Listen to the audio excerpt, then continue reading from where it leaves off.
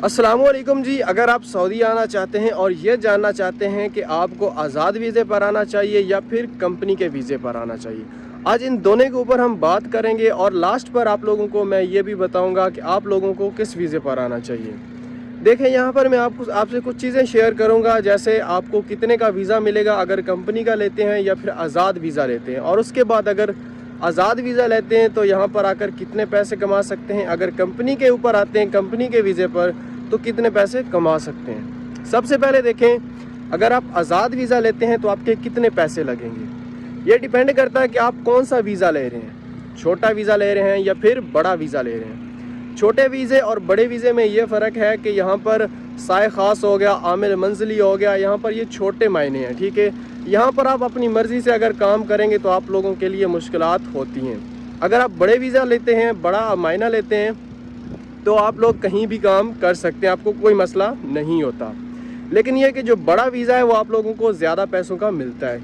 जैसे लाले तकरीबन 12-14 हज़ार रियाल का आराम से आपको मिल जाता है, और उसमें आपकी जिससे डील हुई होती है, चाहे कोई एजेंट है या फिर आपका कोई जानने वाला है, ठीक है, तो वो आपको 15 महीने का अकामा भी लगवा कर देता है। अब देखें, जब आप आज़ाद वीज़े पर आते हैं तो आपने अपना ख़र्चा खुद करना होता है, जिसमें रिहाइश हो गई, खाना हो गया, काम भी आपने देखना होता है। अगर आपकी किसी से बातचीत है, कोई दोस्त है या फिर कोई जानने वाला है, कोई रिश्तेदार है, वो आपको काम पर भी रखवा सकता है।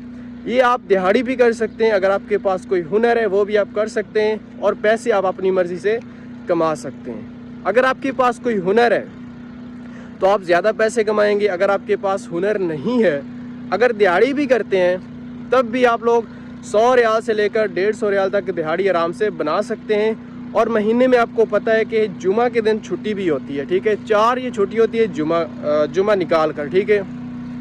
उसके बाद जो खर्चा वगैरह होता है वो भी आप लोगों ने अपना करना होता है, खाने का भी, रिहाइश का भी। ये मैं बात कर रहा हूँ आज़ाद वीज़े की, और भी काफ़ी ज़्यादा बातें हैं, इंशाल्लाह मैं आपके साथ डिस्कस करता रहूँगा।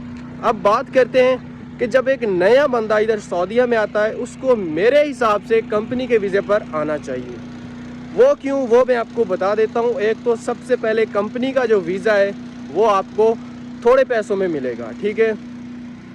और देखें, जब आप कंपनी का वीज़ा लेते हैं, यहाँ सऊदीया में आते हैं, तो जो कंपनी है, एक तो वो आते ही आपको काम देती है, आपको खाना देती है, रिहाइश देती है, अगर आप किसी अच्छी कंपनी में लगते हैं।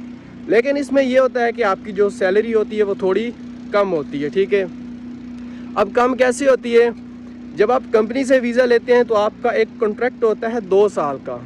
2 साल का भी हो सकता है, कम भी हो सकता है, ज़्यादा भी हो सकता है, लेकिन ज़्यादातर 2 साल का कॉन्ट्रैक्ट होता है। उनके साथ जो आप लोगों की डील होती है 1600 रियाल की हो सकता है, 2000 रियाल की हो सकता है। ये आपके काम के ऊपर डिपेंड करता है कि आपने किस काम के रिलेटेड उनसे वीज़ा लिया है। इलेक्ट्रीशियन का लिया है, प्लम्बर का लिया है, या फिर कोई भी लिया है, या फिर लेबर का लिया है।